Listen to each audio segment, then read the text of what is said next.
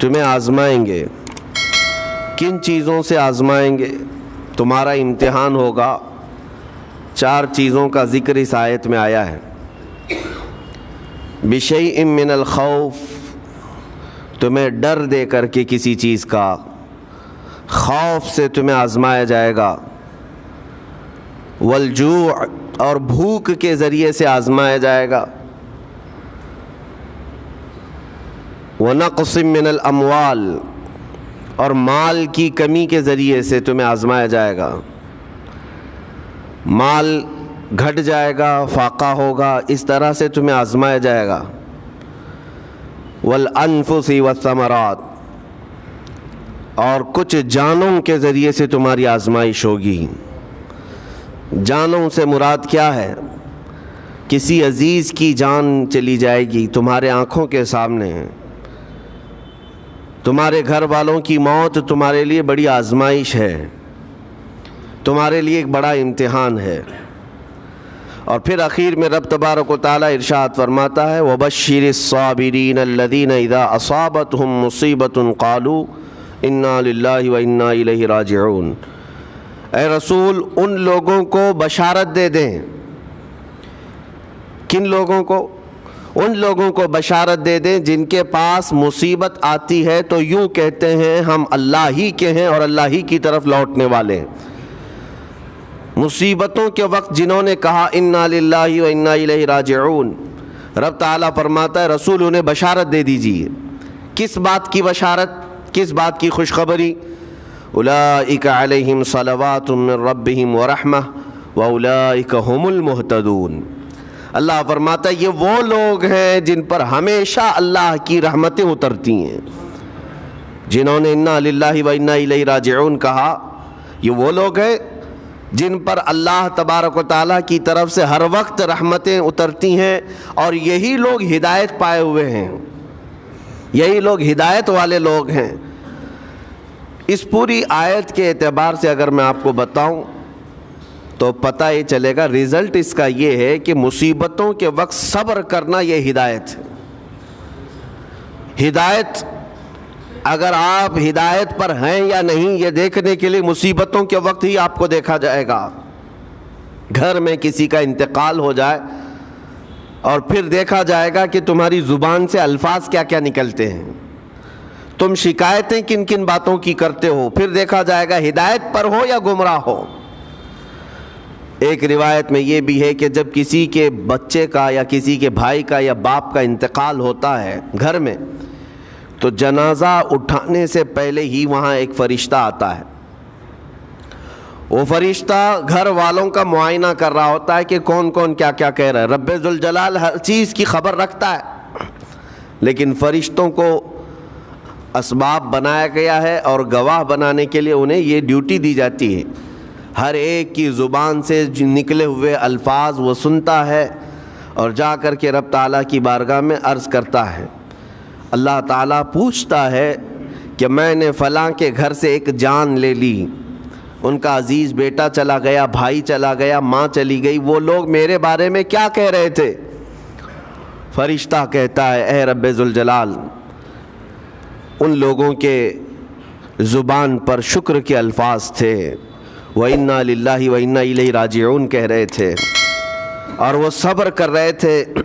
میں نے گھر والوں کے سب حالات دیکھے۔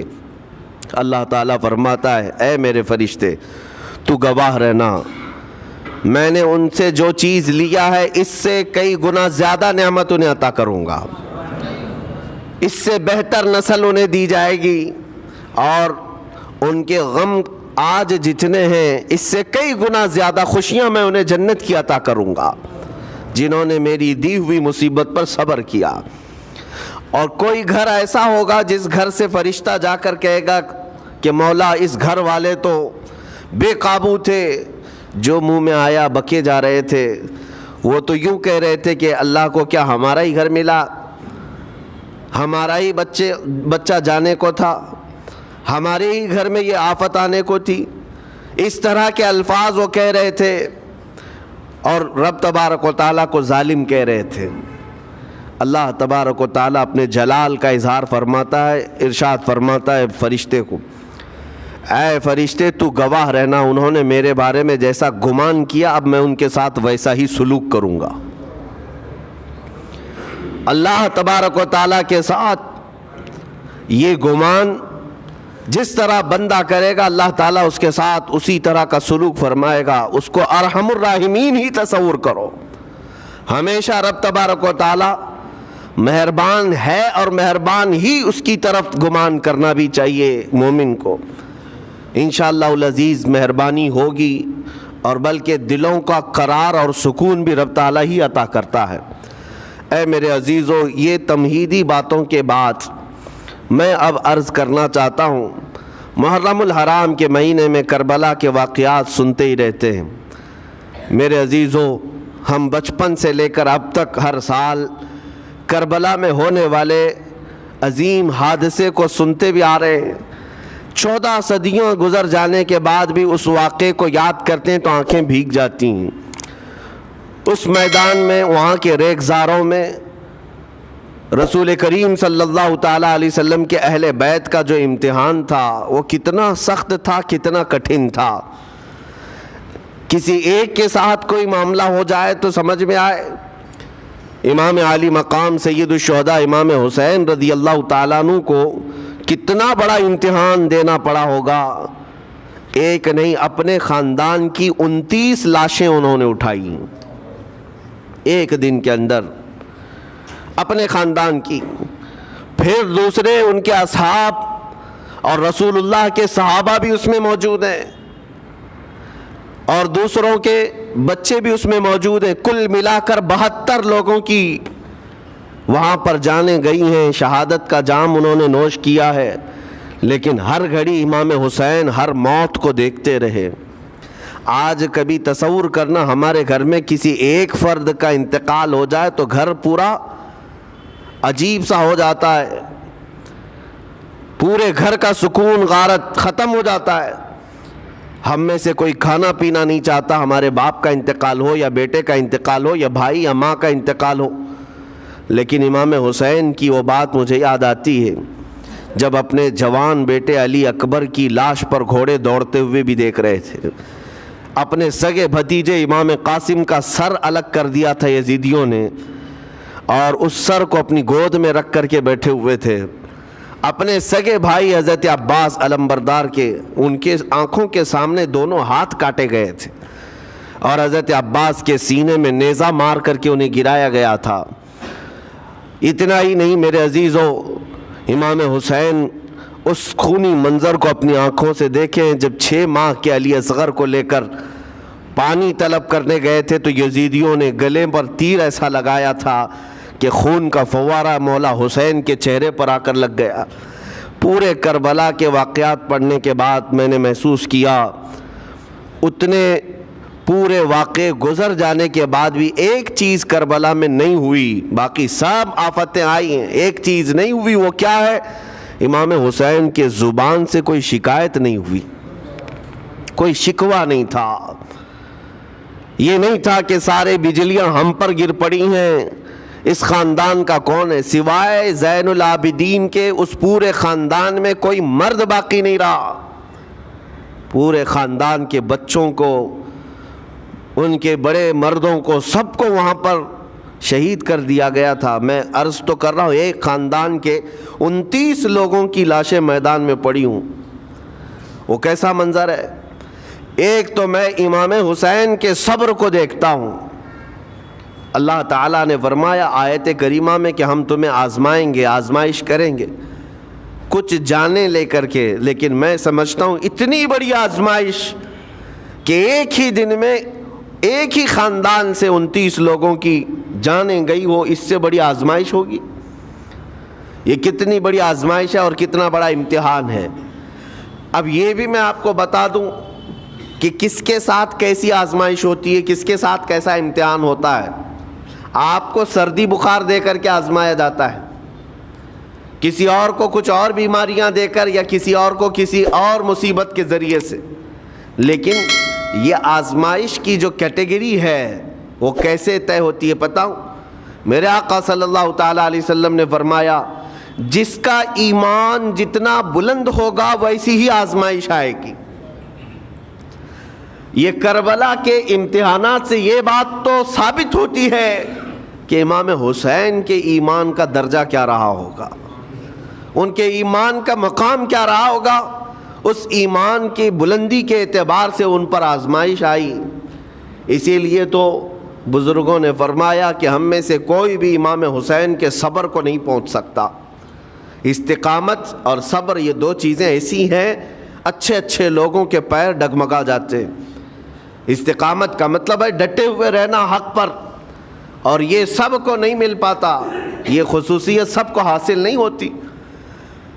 ایک امام حسین کی وہاں پر ہم نے استقامت دیکھی اور ان کا صبر دیکھا۔ دوسرے سب سے بڑا صبر جو ہم نے دیکھا ہے وہ سیدہ زینب رضی اللہ تعالیٰ عنہا کا۔ وہ خاتون امام حسین کی سگی بہن ہے، سیدہ فاطمۃ الزہرا کی بیٹی ہیں، حیدر کرار کی نور نظر میرے آقا صلی اللہ علیہ وسلم کی گود میں کھیلی ہوئی ہیں۔ سیدہ زینب سلام اللہ علیہا جب وہ کربلا کے میدان میں موجود تھیں، ان کی عمر مبارک بھی تقریباً 55 سال کے قریب تھی۔ 55 سال کی اگر خاتون میدان میں یہ تمام خونی مناظر دیکھ رہی ہو، ہماری عورتوں کو آپ جانتے ہیں کہ ایک چھوٹی سی مصیبت پر واویلا مچاتی ہیں، اور سیدہ زینب وہ ہیں جن کے خود سگے شہزادے اون اور محمد ان کی آنکھوں کے سامنے مارے گئے تھے اور ٹکڑے کیے گئے تھے۔ سیدہ زینب سلام اللہ علیہا اس پر بھی خاموش رہی، لیکن اندازہ کرو جب سارے شہید ہو گئے تھے، امام حسین اپنے خیمے سے نکلنے کو تھے، جب کربلا کے میدان میں خود گھوڑے پر سوار ہونے کو تھے، جانتے ہیں یہ منظر کیسا رہا ہوگا۔ عورتیں تو ماتم کرتی ہیں ایسے حالات میں، لیکن وہ اہل بیت کی عورتیں تھیں۔ سیدہ زینب خود کھڑی ہوئیں اور اپنے خیمے میں امام حسین کو لے گئیں۔ ایک صندوق تھا پرانا، اس کو کھول کر کے اس میں سے ایک جبہ نکالا اور کہا میری ماں نے مجھے یہ وصیت کی تھی کہ جب حسین میدان میں اترنے کی اس کی باری آئے تو اس دن ہو سکتا ہے وہ مجھے یاد کرے۔ زینب اگر تو اس دن باقی رہے، تو اس دن زندہ رہے، تو اپنے ہاتھوں سے یہ حسین کو جبہ پہنانا۔ سیدہ زینب سلام اللہ علیہا انہوں نے خود اپنے ہاتھوں سے امام حسین کو یہ لباس پہنایا۔ کیا اس مقام پر کوئی اتنی طاقت رکھتا ہے کہ پورا گھر لٹ گیا ہو اور اپنے سگے بھائی کو جبہ پہنا کر کسی شادی میں نہیں، پھر جنگ کے میدان میں اتار رہے ہو؟ اس خاتون کے استقامت پر لاکھوں سلام۔ سیدہ زینب سلام اللہ علیہا وہ معمولی خاتون نہیں ہے، صبر کا پہاڑ تھیں۔ میں آپ کو بتاؤں، مصیبت کے وقت ایک بار کسی کا قتل ہو جائے تو وہ ایک موت ہے، لیکن یہاں پر کربلا کے میدان میں سیدہ زینب جتنی موتیں دیکھ رہی تھی، ہر موت پر ایک موت کی تکلیف ہے، ہر موت پر ایک موت کی تکلیف، لیکن وہ صابرہ و شاکرہ رہیں۔ پوری تاریخ میں ڈھونڈ کر کے آپ نکالیں، کہیں پر بھی سیدہ زینب نے نہ اپنے بال نوچے، نہ کپڑے پھاڑے، نہ چہرے پر ہاتھ مارا، بلکہ ایسا صبر کا دامن پکڑی رہیں کہ پوری زندگی بھر انہوں نے صبر کی تلقین کی تمام خواتین کو۔ گھر لٹانا، گھر کٹانا، کوئی سر کٹانا کوئی تم سے سیکھ جائے، جان عالم ہو فدا اے خاندان اہل بیت۔ امام زمن فاضل بریلوی رحمۃ اللہ علیہ نے فرمایا ہے، سر کٹانا، گھر لٹانا کوئی تم سے سیکھ جائے، جان عالم ہو فدا اے خاندان اہل بیت۔ عزیزان گرامی وقار، یہاں پر ان حالات کے بعد میں آپ کو ایک بات ضرور کہنا چاہوں گا۔ مصیبتیں ہمارے گھر بھی آتی ہیں، آفتیں تکلیفیں ہمارے گھر بھی آتی ہیں، لیکن کیا ہم ان مصیبتوں کا سامنا کرتے ہیں، استقبال کرتے؟ نبی اکرم صلی اللہ تعالیٰ علیہ وسلم نے تو ارشاد فرمایا، مومن کو جب مصیبت آتی ہے تو اس کے لیے وہ نعمت ہے۔ دو چیزوں میں سے ایک چیز ہوگی اس کے ساتھ، اگر بخار بھی آئے میرے آقا فرماتے ہیں اگر بخار بھی آیا ہے تو دو باتوں میں سے ایک بات ہوگی اس کے ساتھ، یا تو رب تبارک و تعالیٰ اس کے گناہ معاف کرے گا یا تو اس کے درجے کو بلند کرے گا۔ مصیبت اگر آئے تو ایک بات یاد رکھنا، رب تبارک و تعالیٰ اپنے محبوب بندوں کو، پسندیدہ بندوں کو آزمائش میں ڈالتا ہے، ورنہ جو لوگ یہ سمجھتے کبھی طبیعت خراب ہی نہیں ہونا چاہیے تو فرعون بن جاتے ہیں ایسے لوگ۔ فرعون کو 90 سال تک نہ کبھی سردی آئی نہ بخار، کبھی کوئی بیماری نہیں، اور جب بندہ کبھی بیمار نہیں ہوتا تو اپنے آپ کو خدا تصور کرنے لگ جاتا ہے، میں تو دنیا کا سب سے مضبوط آدمی ہوں، مجھے کچھ نہیں ہوتا۔ لیکن مصیبتیں دے کر کے رب تبارک و تعالیٰ تمہیں تمہاری حقیقت بھی بتاتا ہے، اور انسان کو انسان کی لمٹ میں رہنا سکھایا جاتا ہے۔ تمہاری حیثیت صرف اتنی ہے کہ اگر نس رک گئی، دل کی دھڑکنیں ایک آن کے لیے اگر رک گئی تو سب ختم ہے۔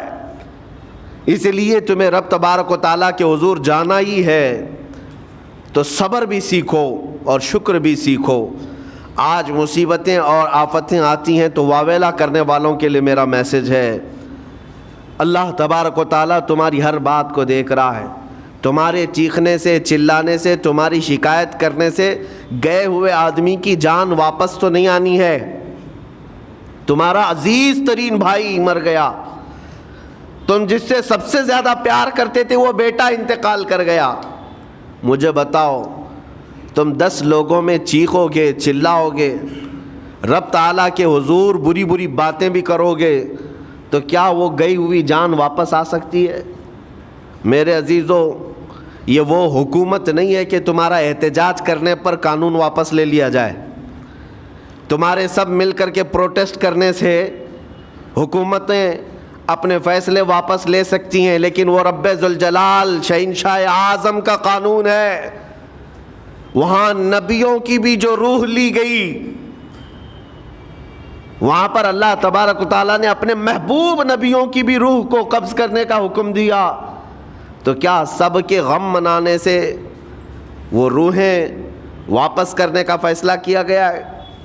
نہیں میرے عزیزو، اس عالم میں، اس کائنات میں پھر کوئی ہمارے رونے چیخنے چلانے سے واپس نہیں آتا۔ ہاں غم کرنا اپنی جگہ پر ہے، لیکن غم کا شرعی طریقہ کیا ہے؟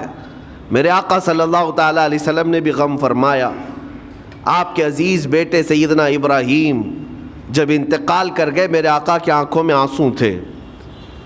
حضور پاک صلی اللہ تعالیٰ علیہ وسلم کی آنکھوں کے سامنے سیدہ خدیجۃ الکبریٰ کا انتقال ہوا، حضور غمگین تھے۔ لیکن غم کا مطلب کبھی یہ نہیں ہوتا کہ اللہ کی بارگاہ میں شکایت کریں، تو نے میرے ساتھ ایسا کیوں کیا؟ یعنی تم حکم دو گے، رب تبارک و تعالیٰ کو تم مشورہ دو گے کہ کس کے ساتھ کیا کرنا ہے۔ اس لیے ان مواقع پر ہم سب کی آزمائش ہے، ہمارا امتحان ہے۔ ایسے معاملات جب بھی آتے ہیں، دیکھیں میں آپ کو ایک اور باریک بات بتا دیتا ہوں۔ یہ ہم آج تقریر کر رہے ہیں، ہو سکتا ہے آپ بھی سن رہے ہیں اور اچھی طرح سمجھ رہے ہیں، لیکن خود کے گھر پر جب آ جائے تو تقریر بھی یاد نہیں رہتی، نصیحت بھی یاد نہیں رہتی، غم کا غلبہ زیادہ ہو جاتا ہے۔ ایسے اوقات میں حکم کیا ہے مومنین کو؟ میرے گھر پر، میں جانتا ہوں شکایت نہیں کرنا چاہیے، میں جانتا ہوں غموں کے وقت صبر کرنا چاہیے، پھر بھی اگر میرے گھر میں آ گئی مصیبت تو مومنین کے لیے حکم یہ ہے کہ تم نے اب تک جو سنا تھا حدیثیں وغیرہ اس کو یاد دلاؤ، یعنی مجھے یاد دلاؤ۔ یہ مت سوچو کہ مولانا صاحب ہیں، مفتی صاحب ہیں، امام صاحب ہیں، ان کو تو سب معلوم ہوگا۔ غم کا غلبہ جب آ جاتا ہے تو اچھے اچھوں کو یاد نہیں رہتا۔ مومنین کو کہا گیا ہے کہ وہ یاد دہانی کریں، جائیں غموں کے وقت ان کی حالت دریافت کریں اور انہیں صبر کی تلقین کریں۔ ہر ایک کے لیے ضروری ہے، یہ سوچ کر کے پیچھے نہیں ہٹا جائے گا کہ یہ تو بہت جانکار لوگ ہیں، یہ بہت پڑھے لکھے لوگ ہیں، ان کو تو سب پتہ ہے۔ نہیں، بلکہ حکم یہ ہے کہ جس کے ساتھ بھی مصیبت آئے، مومنین، دوسرے مومنین اسے صبر کی تلقین کریں، اسے جا کر کے حوصلہ دیں اور اسے تسلی دیں۔ اب میں آتا ہوں ان باتوں کی طرف جو لوگ مصیبتوں کو برا سمجھتے ہیں، ایک صحابی تھے، ان کی شادی ہو گئی ایک صحابیہ سے، نکاح ہوا تھا مدینے میں، سال بھر خوشحالی سے گزرتے رہے، بہت اچھے دن گزرے۔ سال ختم ہونے کو تھا کہ خاتون جو ہے لڑائی کرنا شروع کر دیتی، کہتی ہے مجھے تمہارے ساتھ رہنا نہیں، مجھے طلاق چاہیے، ڈائریکٹ طلاق۔ تو صحابی نے کہا ہوا کیا؟ وہ صحابیہ کہتی تھی نہیں مجھے تمہارے ساتھ رہنا نہیں۔ اس صحابی نے کہا ٹھیک ہے اگر ایسا ہی ہے تو حضور پاک صلی اللہ علیہ وسلم کے پاس چلتے ہیں، وہاں جا کر فیصلہ کرا لیں گے۔ تو وہ صحابیہ مان گئیں، کہا چلو چلتے ہیں۔ تو دونوں چلے جا رہے تھے اپنے گھر سے، حضور پاک صلی اللہ علیہ وسلم کے دربار میں فیصلہ کروانا ہے۔ چلتے وقت راستے میں ایک پتھر سے ٹھوکر لگ گئی اس صحابی کو، اور اتنی تیز ٹھوکر لگی کہ ان کا ناخن اکھڑ گیا۔ اب وہ ان کی خاتون جو بیوی صحابیاں ہیں وہ فوراً اپنے دوپٹے کا کپڑا پھاڑ کر کے انگلی کو باندھتی ہیں اور خون روکتی ہیں، اور اس کے بعد کہتی ہیں چلو واپس گھر چلتے ہیں۔ گھر واپس آنے کے بعد وہ کہتی مجھے طلاق نہیں چاہیے، ساتھ میں رہوں گی۔ کہا عورتوں کا موڈ، عورتوں کا اس طرح کا فیصلہ کیا بات ہے؟ وہ صحابیہ کہتی ہے میں نے سنا ہے کہ جب کبھی کوئی بندہ بیمار نہیں ہوتا تو اللہ اسے پسند نہیں کرتا۔ میں نے جب سے تم سے شادی کی ہے سال بھر ہو گئے، ایک بار بھی تم کو بیمار ہوتے نہیں دیکھا۔ مجھے ایسا لگنے لگا کہ کہیں تم اللہ کے ناپسندیدہ بندے تو نہیں ہو، اس لیے میں تمہارے ساتھ نہیں رہنا چاہتی تھی۔ اب جب راستے میں ٹھوکر لگ کر ناخن اکھڑ گیا تو مجھے احساس ہوا کہ اللہ تجھے بھی پسند کرتا، میں تیرے ساتھ رہنے کو تیار ہوں۔ وہ صحابیہ تھیں۔ میرے عزیزو، اس کا مطلب یہ نہیں کہ ہم آپس میں ایک دوسرے کے بیمار ہونے کی انتظار میں رہیں۔ شوہر یہ سوچے کہ میری بیوی بیمار کیوں نہیں ہوتی، اور بیوی یہ سوچتی رہے کہ میرا شوہر بیمار کب ہوگا۔ وہ توکل کا اعلیٰ درجہ ہے۔ انتظار اور تمنا مت کرو بیمار ہونے کا، بلکہ بیماری آ جائے تو اللہ کا شکر ادا کرو، آ جائے تو صبر کرو۔ عزیزان گرامی وقار، ہم آج امام حسین اور ان کے رفقائے گرامی رضوان اللہ علیہم اجمعین کو یاد کرتے ہیں تو صرف رونے کے لیے نہیں یا صرف غم منانے کے لیے نہیں، بلکہ داستان کربلا سنانے کا ایک عظیم مقصد یہ ہوتا ہے کہ نوجوانوں کے اندر بلکہ بوڑھے اور بچوں کے اندر بھی ایمانی جذبہ ایسا آ جائے کہ وہ ہر مصیبت پر ڈٹ کر کھڑے ہو سکیں، ہر یزیدی کا مقابلہ کر سکیں۔ ایک تو اس کا میسج یہ ہے، اور دوسرا میسج یہ ہے کہ چاہے جیسی بھی مصیبتیں آئیں ایمان کے ساتھ رہنا ہے، صبر اور شکر کو ہرگز نہیں چھوڑنا ہے۔ مصیبتیں ہمارے پاس اب اتنی بڑی تو نہیں آتی کہ ایک خاندان کے ہی اتنے لوگوں کو کاٹ دیا جائے، ایسی مصیبتیں تو نہیں آئی۔ اب جو کچھ بھی آتی ہیں ہمارے ساتھ وہ مال کی کمی کی، کبھی دکان میں دھندا نہیں چلتا، کبھی بچے کسی کو نہیں ہو رہے ہیں، یا پھر گھر میں کوئی بیمار ہے، کوئی مستقل بیماری آ گئی ہے، یہی تو مصیبتیں ہیں۔ مومن کے لیے یہ قید خانہ ہے، زیادہ آسائش اور آرام کی فکر نہ کرو۔ یہ دنیا مومن کے لیے قید خانہ ہے۔ اسی لیے شاعر نے کیا خوب کہا، جب کسی کا انتقال ہوتا ہے، ایک سچے مومن کا انتقال ہوتا ہے تو لوگ کہتے فلاں مر گیا، فلاں مر گیا، تو ایک شاعر نے بہت اچھے انداز سے کہا ہے کہ کون کہتا ہے کہ مومن مر گیا؟ جو سچا مومن ہے اس کے لیے کہہ رہا ہوں۔ وہ شاعر نے کہا کون کہتا ہے کہ مومن مر گیا؟ قید سے چھوٹا وہ اپنے گھر گیا۔ حقیقت تو یہ، قید سے چھوٹا وہ اپنے گھر گیا۔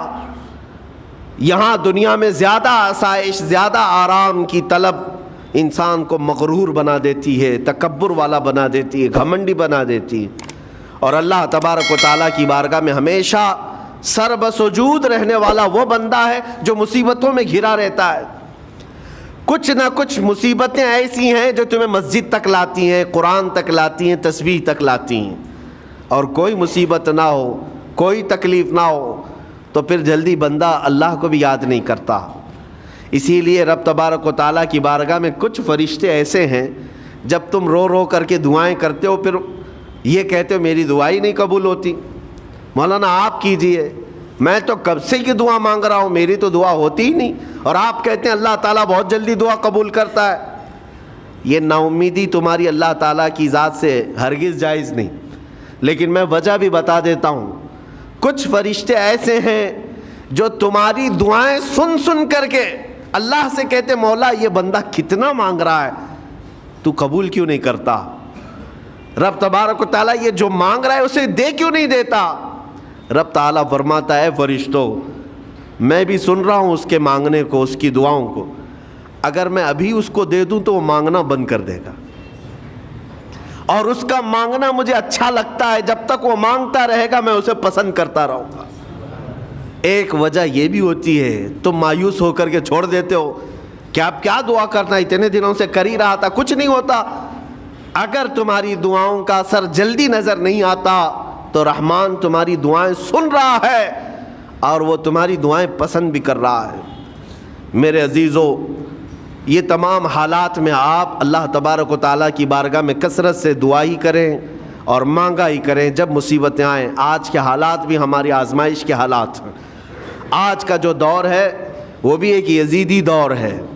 یہاں پر جگہ جگہ جو مسلمانوں کے ساتھ حالات ہیں یہ ہمارے لیے آزمائش کا دور ہے، بہت بڑا امتحان چل رہا ہے۔ ان حالات میں مسلمانوں کو چاہیے وہ اپنے ایمان کے ساتھ ڈٹے رہیں، استقامت۔ مولا حسین کے سبق کو پڑھیں، اس وقت تو ان کی گردنوں پر تلواریں تھیں، ان کے بچوں کے سینے چھدے ہوئے تھے تیروں سے، لیکن وہ ڈٹے ہوئے تھے میرے مصطفیٰ کی شریعت پر۔ آج ابھی تمہارے سینوں پر بندوق کی گولیاں نہیں لگائی گئیں، ابھی تمہارے اوپر اتنی بڑی مصیبتیں نہیں آئیں، لیکن میں پھر بھی دیکھتا ہوں نوجوانوں کو کہ کوئی مصیبت نہ آنے کے باوجود بھی تم اسلام کے ساتھ کھلواڑ کر رہے ہو۔ میرے آقا کی سنتوں کو پیٹھ پیچھے پھینک کر کے تم تو بازاروں کی زینت بننا پسند کرتے ہو۔ اکثر لوگوں کو ہم نے دیکھا آج مجرے کرنے والوں کی کثرت یہ ہمارے نوجوان بچوں کی ہے۔ یہ اپنے جسموں کی نمائش کرنا اس کو فیشن سمجھتے نہیں۔ میرے عزیزو، امت مصطفیٰ اور وہ بھی امام حسن اور امام حسین کے غلام اس مردار دنیا پر کبھی بھی اپنی حکومت نہیں چاہتے، اس مردار دنیا کے وہ کبھی خواہش مند نہیں ہوتے۔ لیکن جن نوجوانوں کو آج ہم ان خواہشات کی پیروی کرتے ہوئے دیکھ رہے، افسوس ہوتا ہے، افسوس ہوتا ہے۔ آج کے حالات میں تم بھی سنبھل جاؤ، کیونکہ ایک بہت بڑی جنریشن تمہارے پیچھے ہے اور وہ تمہیں دیکھ کر کے نقل کرے گی۔ اگر آج تمہارا راستہ بگڑ گیا تو یہ جو چھوٹے بچے ہیں وہ بگڑے ہوئے راستے کو ہی اسلام سمجھنے لگ جائیں گے، وہ اسی بگڑے ہوئے راستے کو ہی صحیح راستہ سمجھ بیٹھیں گے۔ اسی لیے آج نوجوانوں کی کثرت میرے آقا صلی اللہ تعالیٰ علیہ وسلم کے عاشقوں کی ہونا چاہیے، اور ان سخت ترین حالات کا مقابلہ باڈی بلڈر نہیں کر سکتا۔ میں آپ کو بتا دوں، ان ظالم یزیدیوں کا مقابلہ کاجو بادام کھانے والا نہیں کر سکتا۔ ہاں، ان حالات کا مقابلہ کرنے کے لیے جسمانی طاقت کی ضرورت نہیں، ان بڑے سے بڑے سخت ترین حالات کا مقابلہ وہ نوجوان کر سکتا ہے جس کے سینے میں عشق مصطفیٰ ہو، مولا حسین کے نقش قدم پر چلنے کا عزم رکھتا ہو، پھر چاہے وہ لاغر ہی کیوں نہ ہو، نحیف و ناتما ہی کیوں نہ ہو، کمزور ہی کیوں نہ ہو۔ لیکن ہم نے دیکھا ہے تاریخ میں کمزور بھی ہے، اگر جسمانی اعتبار سے عشق رسول کی دولت سینے پر رکھتا ہے تو دنیا میں وہ کھلبلی مچا دیتا ہے، اور کفار و مشرکین کے خیموں میں اس کی ہیبت طاری رہتی۔ ہم نے اور تاریخ پڑھی ہے۔ آخری بات عرض کرتا ہوں، امام اہل سنت فاضل بریلوی امام احمد رضا خان نور اللہ مرقدہ، اعلیٰ حضرت کو کون نہیں جانتا آج کے زمانے میں؟ ذرا ان کی سیرت اٹھا کر کے پڑھنا اور پھر یہ بھی دیکھنا کہ جسمانی طاقت ان کی کیسی تھی، جسمانی ساخت کیا وہ چلتے تو لہیم شہیم تھے، اونچے چوڑے اور سینہ بھرا ہوا کہ لوگ صرف جسم کو دیکھ کر کے ڈر جائیں؟ نہیں، اعلیٰ حضرت فاضل بریلوی رضی اللہ تعالیٰ عنہ اس طرح جسمانی بہت اونچی چوڑی صلاحیت کے نہیں تھے، بلکہ بہت ہی ہلکا جسم رکھتے تھے، ہلکا جسم، دبلے پتلے تھے، لیکن جب اپنے حجرے میں بیٹھ کر کے قلم چلاتے تھے تو دنیا کے کونے کونوں میں ان کی گونج ہوتی تھی، اور بڑے بڑے قلعوں میں جو ہے زلزلہ آ جاتا تھا، اور سرکار غوث پاک رضی اللہ تعالیٰ عنہ کو کون نہیں جانتا۔ غوث پاک کا حال تو یہ تھا، جسمانی اعتبار سے آپ کی گردن کی ہڈیاں بھی دکھتی تھیں، اتنے دبلے تھے، اور کثرت عبادت کی وجہ سے، کثرت مجاہدات کی وجہ سے آپ کا جسم بہت ہی کمزور تھا۔ بلکہ ایک وقت کا واقعہ بھی ہے کہ آپ چلتے چلتے غش کھا کر گر گئے، چکر آ کر گر گئے۔ جسمانی اعتبار سے اکثر تو آپ پتے کھا کر کے رہے، کھانا بھی نہیں کھایا 40 سال تک، تو جسمانی اعتبار سے کمزور ہونا کوئی معنی نہیں رکھتا۔ لیکن دنیا یہ بھی جانتی ہے، گردن کی ہڈیاں ہی کیوں نہ دکھتی ہوں، ہاتھ و پیر کی ہڈیاں ہی کیوں نہ دکھتی ہوں غوث پاک کی، لیکن روحانی طاقت کا حال یہ ہے کہ کسی قبر کو ٹھوکر لگا دے تو مردہ زندہ ہو جائے۔ اس طاقت کو میں آج آپ کے سامنے کہنے کی بات کر رہا ہوں۔ عشق مصطفیٰ سینے میں ہو اور سچی عقیدت و محبت حسنین کریمین سے رکھتا ہو، اور پھر اپنے طریقے بدل لے تو بڑے جسم اور ڈیل ڈول بنانے کی ضرورت بھی نہیں آئے گی۔ مولا کریم تمہارا رعب خود ہی دشمنوں کے دلوں پر ڈالتا ہے۔ اللہ تبارک و تعالی ہم سب کو آئی ہوئی مصیبتوں کا ڈٹ کر مقابلہ کرنے کی توفیق عطا فرمائے، ہم سب کو استقامت عطا فرمائے اور صبر عطا فرمائے اور شکر عطا فرمائے، اور قیامت کے دن مولا تعالی ہم سب کو امام حسین کے ساتھ حشر عطا فرمائے۔ میرے آقا صلی اللہ تعالیٰ علیہ وسلم کے جھنڈے تلے ہم سب کو جمع فرمائے۔ ہمارے ان نوجوان بچوں کو جو راہ راست سے ہٹے، مولا حسین اعظم کے راستے پر ان کو چلنے کی توفیق عطا فرما۔ قیامت تک ہماری نسلوں کو مولا عاشقان مصطفیٰ میں پیدا فرما، ہماری اولاد کو بدعقیدہ گمراہ ہونے سے ہمیشہ محفوظ فرما۔ وآخر دعوانا ان الحمد للہ رب العالمین۔ سلام۔